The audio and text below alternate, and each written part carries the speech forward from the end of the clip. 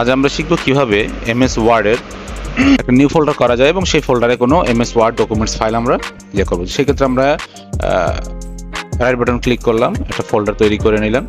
ফোল্ডারটা চাইলে আমরা এখন নাম সেভ করতে পারি। আমরা আমাদের নাম লিখে দিলাম, সাপোজ আমরা নাম লিখছি এমসি, এন্টার দিব বা বাইরে ক্লিক করলেই হবে। আমাদের ফোল্ডার তৈরি হয়ে গেল। তো এখন আমরা চাচ্ছি যে আমাদের একটা documents file, MS Word documents file এখানে আমরা সেভ করে রাখবো। ঠিক আছে, তো আমরা সেক্ষেত্রে আমরা এমএস ওয়ার্ড ফাইলটা ওপেন করলাম। ওপেন করার পর আমরা এখানে যে কোনো আমাদের ডকুমেন্টসগুলো আমাদের যে কোনো কিছু লিখে নিব। তো আমরা ফন্ট সাইজটা একটু বড় করে নেই। আমরা লিখে নিচ্ছি মাদার্স কম্পিউটার,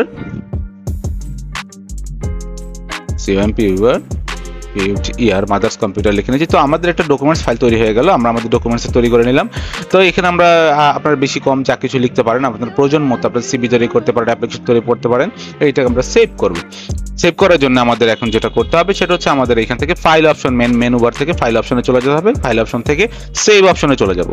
সেভ অপশনে চলে যাওয়ার পরে আমাদের একটা ইন্টারফেস আসছে। এখানে আমাদের দুইটা কাজ আছে। প্রথম কাজ হচ্ছে গিয়ে আমরা জায়গা নির্ধারণ করা, যে আমরা কোন জায়গায় ছবিটাকে ডকুমেন্টস ফাইলটাকে সেভ করে রাখবো।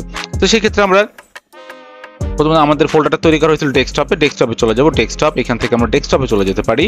ডেস্কটপের ফাইলগুলো সব চলে আসলো। ডেস্কটপের ফাইল চলে আসার পরে আমরা এখান থেকে আমাদের ফোল্ডারটা কোথায়, ফোল্ডারটা হচ্ছে এমসি নামের ফোল্ডার। এটা ওপেন করলাম, ফোল্ডারটা এমটি দেখাচ্ছে, no item match your search. আমাদের ফোল্ডারে কিছুই নেই। তো আমাদের জায়গাটা সিলেক্ট করে নিলাম, আমরা কোন জায়গায় রাখবো সেটা সিলেক্ট করলাম। সিলেক্ট করার পরে এখন আমাদের যেটা করতে হবে, আমাদের নাম সিলেক্ট করতে হবে, যে নামটা আমরা কি নামে সিলেক্ট করব। তো আমাদের এখানে ফাইল নেমটা সিলেক্ট করার মানেটা হচ্ছে আপনি যদি সিভি তৈরি করতে চান সিভি নামে সেভ করতে পারেন, কোনো অ্যাপ্লিকেশন তৈরি করতে চাইলে অ্যাপ্লিকেশন নামে সেভ করতে পারেন। সেক্ষেত্রে যেটা হবে সেটা হচ্ছে আপনি নামের প্রথম নামটা হেডিংটা দেখে বলে দিতে পারবেন যে এই ডকুমেন্টসের ভিতরে আপনার কি আছে, সিভি আছে না অ্যাপ্লিকেশন আছে। ঠিক আছে, তো আমরা নামটা চেঞ্জ করে নিলাম, নামটা সিলেক্ট করলাম। সিলেক্ট করে ব্যাক স্পেস দিয়ে আমরা এটাকে কেটে নিব। কেটে নিলে এমসি নামে সেভ করে দিলাম। এমসি নামটা দিলাম। এখন আর যেটা আমরা করবো, আমাদের নাম সিলেক্ট হয়ে গেছে।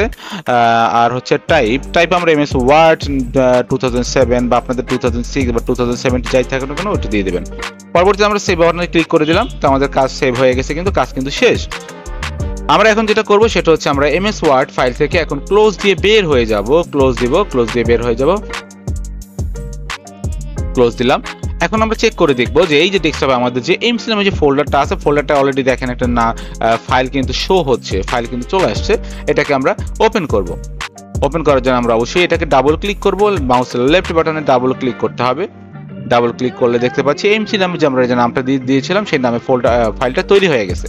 তো এখন আমরা এটাকে ওপেন করার জন্য যেটা করব সেটা হচ্ছে আমাদের ডাবল ক্লিক করব। মাউসের লেফট বাটনে ডাবল ক্লিক করলে ফাইলটা ওপেন হয়ে যাচ্ছে। ওপেন হওয়ার পর দেখতে পাচ্ছি যে আমাদের কাঙ্ক্ষিত ফাইলটা আগে যেটা তৈরি করেছিলাম ক্লোজ দিয়ে ফেলেছি সেটা এখন সেভ হয়ে আছে। মানে হচ্ছে আমরা আমাদের কাঙ্ক্ষিত ফাইলটা আমাদের নির্দিষ্ট ফোল্ডারে সেভ করতে পেরেছি। ঠিক আছে, ধন্যবাদ সকলকে। আসসালামু আলাইকুম।